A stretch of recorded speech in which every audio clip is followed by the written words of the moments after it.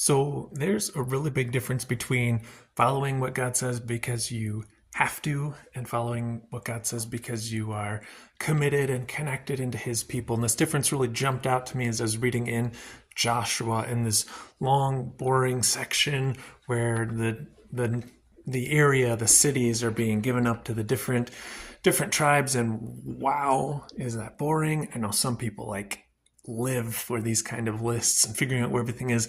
I find them pretty dull, but this stuck out to me and is really quite interesting. In Joshua 13 we read, Balaam, or Balaam as commonly said, Balaam also the son of Beor, the one who practiced divination, was killed with the sword by the people of Israel among the rest of their slain.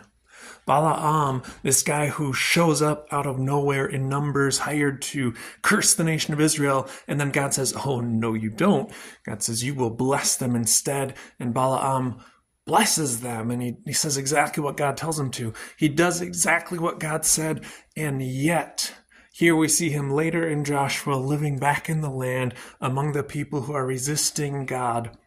So he did what God said because God made him at that point in time, but that didn't change his fundamental allegiances. It didn't change his fundamental decision to live his own way rather than God's way. And boy, is that difference significant. God says, come to me, join my people, and you will be blessed. Balaam says, I'll go my way, thank you very much, even though I know the blessings you've given over them. Pay attention to that difference in your life. God might back you into a corner sometimes and you'll say, all right, I surrender, God. I'll do what you say because I have no choice right now.